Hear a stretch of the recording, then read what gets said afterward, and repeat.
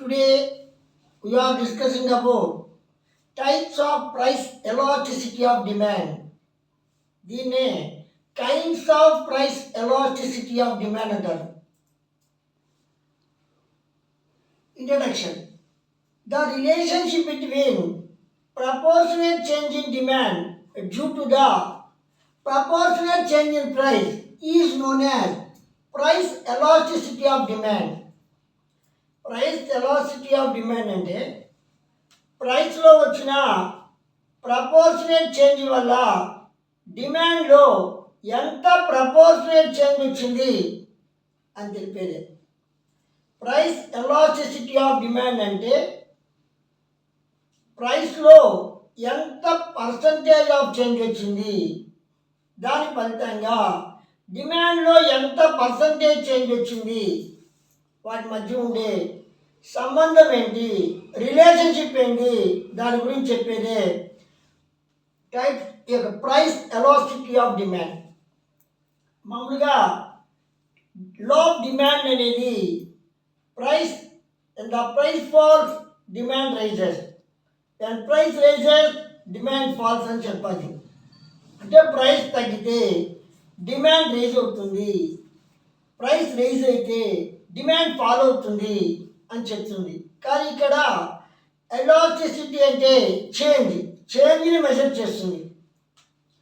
ప్రైస్లో ఎంత proportionate change వచ్చింది, అది ఎంత పర్సంటేజ్ చేంజ్ వచ్చింది, దాని ఫలితంగా డిమాండ్లో ఎంత పర్సంటేజ్ చేంజ్ వచ్చింది అని తెలిపితే కానీ ప్రైస్ తగ్గింది పెరిగింది, డిమాండ్ పెరిగింది తగ్గింది చెప్పండి. ఎంత ప్రపోర్షనేట్ చేంజ్ వచ్చింది, ఎంత పర్సంటేజ్ చేంజ్ వచ్చింది అనే దాని గురించి తెలియజేస్తుంది. అంటే ప్రైస్ వచ్చి 50% తగ్గింది, డిమాండ్ వచ్చి 80% ఇంక్రీజ్ అయింది అంటే ఇక పర్సంటేజ్ గురించి తెలిపేదే ఎలాస్టిసిటీ ఆఫ్ డిమాండ్.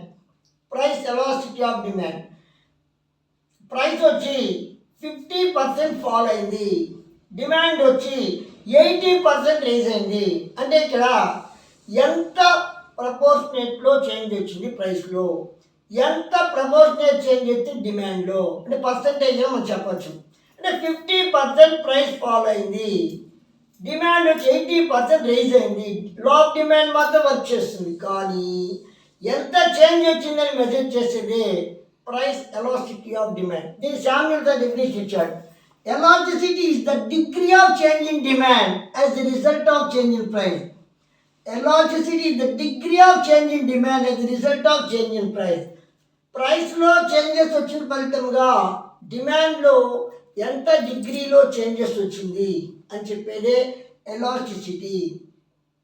ఎలాస్టిసిటీ అంటే డిమాండ్లో చేంజ్, దేని ఫలితంగా డిమాండ్లో చేంజ్ వస్తుంది, ప్రైస్లో వచ్చిన చేంజ్ ఫలితంగా డిమాండ్లో చేంజ్ అనేది వస్తుంది. దీన్ని మనము ఈ యొక్క ప్రైస్ ఎలాస్టిసిటీ ఆఫ్ డిమాండ్ని ఈక్వేషన్ ద్వారా చెప్పచ్చు. ED is equal proportionate change in demand by proportionate change in price.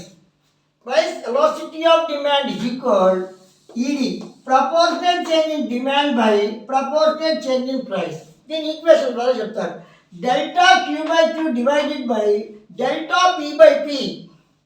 Delta queue by queue divided by delta P by p. Delta queue by p అంటే చేంజ్ ఇన్ డిమాండ్ గురించి తెలియజేస్తుంది, delta P by P వచ్చి change in price గురించి తెలియజేస్తుంది. కాబట్టి ఈక్వేషన్లో delta queue by queue divided by delta P by P. So price elasticity of demand is equal proportional change in demand by proportional change in price delta queue by queue divided by delta P by P.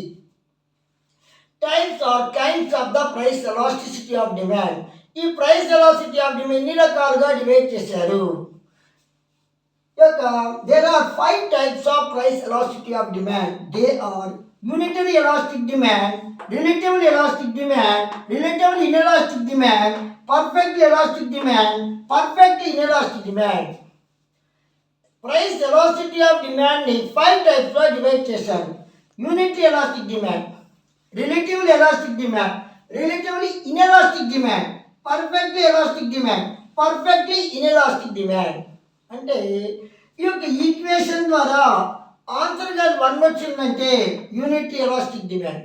Equation ద్వారా answer 1 కన్నా ఎక్కువ వచ్చిందంటే relative elastic demand.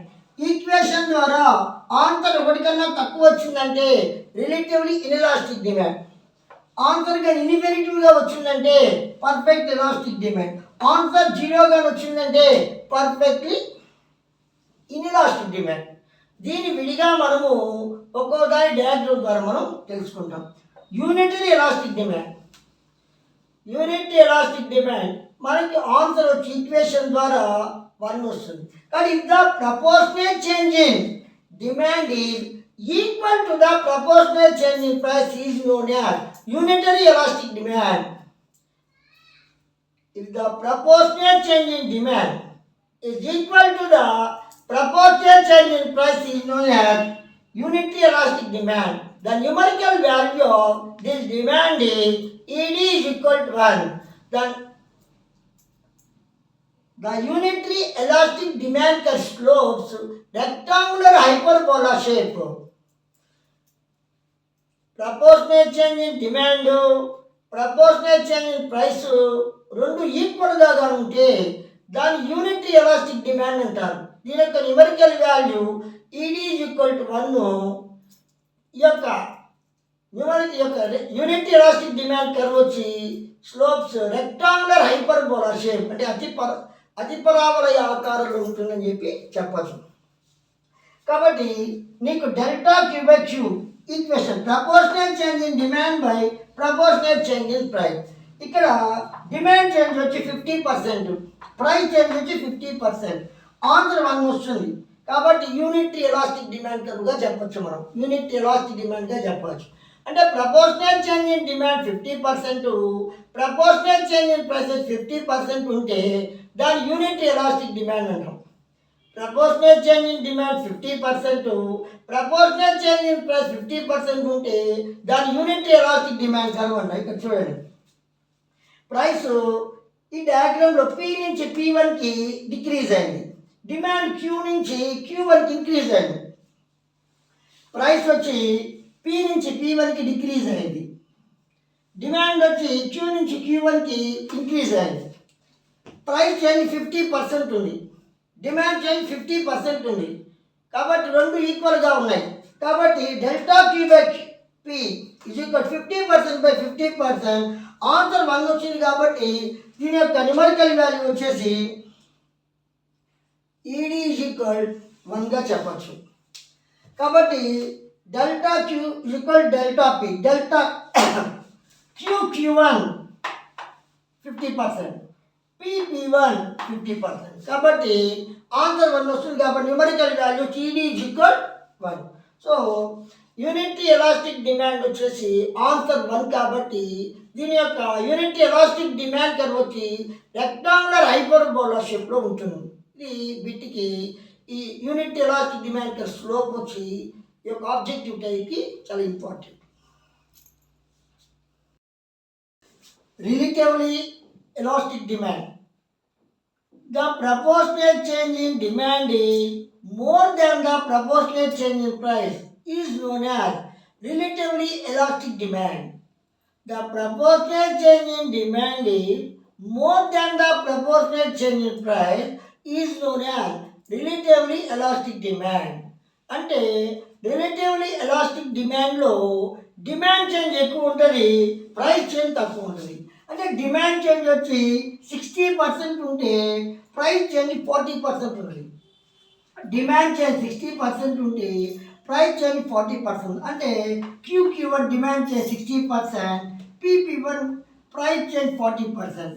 So demand change greater than the price change. So 60% by 40%. అంటే equation ద్వారా proportional change in demand by proportional change in price. Proportional change in demand 60%, proportional change in price వచ్చి 40%. Answer వచ్చి మనకి 1.5 వస్తుంది. Answer 1 కన్నా ఎక్కువ వచ్చింది కాబట్టి ED greater than 1. ED the numerical value of this demand is ED greater than 1.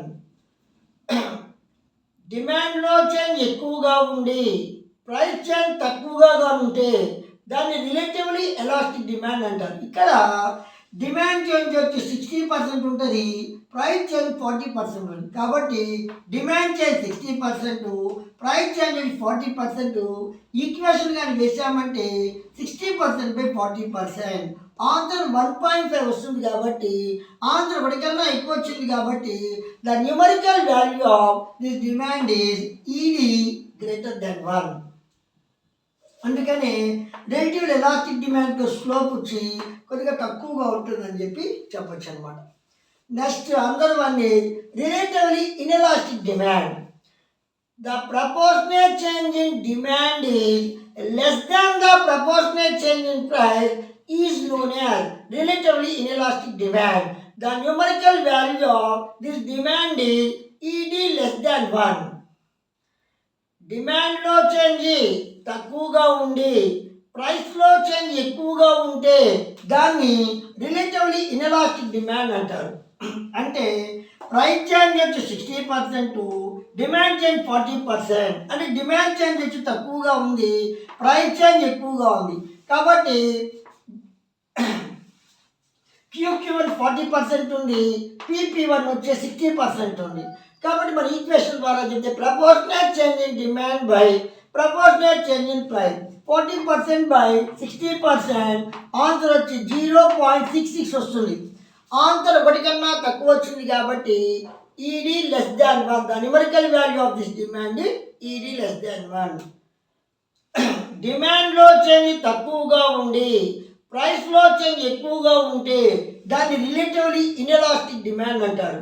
అంటే demand change వచ్చి 40% ఉంటే ప్రైస్ చేంజ్ 60% ఉంది. ఇప్పుడు ఆన్సర్ ఈక్వేషన్ ద్వారా ఆన్సర్ చేస్తే 40%/60%, ఆన్సర్ 0.66 వస్తుంది. అందులో ది న్యూమరికల్ వాల్యూ వచ్చి ఈడీ లెస్ దాన్ 1గా మనం చెప్పచ్చు. Next perfectly elastic demand. Perfect elastic demand. When a small change in price leads to the infinite change in demand is known as perfectly elastic demand. ప్రైస్లో small change వస్తే డిమాండ్లో infinite changes వచ్చిందంటే దాన్ని perfectly elastic demand అంటారు. దాని numerical value of this demand ED infinitive. అంటే price కానీ fall అయిందనుకో demand rise అవ్వాలి. డిమాండ్ రైజ్ కాదు, ఎంత రైజ్ అవుతుందో తెలియదు. అంటే ఆకాశంలో బాల్ ఇసిరేస్తే కనపడింది. ఇంకా సరే ప్రైస్ రైజ్ అయింది, డిమాండ్ ఫాల్ అయింది. డిమాండ్ ఫాల్ అయింది కనపడదు, పాతాళానికి వెళ్ళిపోద్ది. అంటే ఇన్ఫినిట్ చేంజెస్ అంటారు దాన్ని. ఆకాశాలు ఎక్కడో పైకి పోవడం, పాతాళానికి వెళ్ళిపోవడము ఇన్ఫినిట్ చేంజెస్ ఎవరూ కూడా ఎక్స్పెక్ట్ చేయలేరు. అందుకని the numerical value of perfect elastic demand ED infinitive. ప్రైస్లో కొద్దిగా చేంజెస్ వచ్చిన దానివల్ల డిమాండ్లో ఇన్ఫినిట్ చేంజెస్ వస్తే దాన్ని పర్ఫెక్ట్లీ ఎలాస్టిక్ డిమాండ్ చెప్పి అంటారు. అంటే ప్రైస్లో చిన్న చేంజ్ వస్తే డిమాండ్లో అనంతమైన మార్పులు వస్తాయి. అంటే ఇన్ఫినిట్ చేంజెస్ అనంతమైన మార్పులు. అందుకని దీని యొక్క న్యూమరికల్ వాల్యూ వచ్చి ఈడీ ఇన్ఫినిటివ్గా మనం చెప్పచ్చు.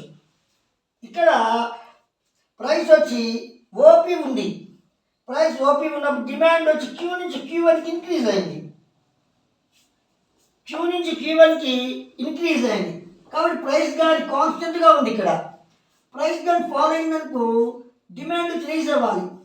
కాబట్టి ఇక్కడ ఫాల్ అయింది, ఎంత రైజ్ ఉందో తెలియదు. ఇక్కడ ప్రైస్ ఫాల్ అయింది, ఇలా తీసుకోమని ఎక్కడ టచ్ కాదు, డిమాండ్ కాదు.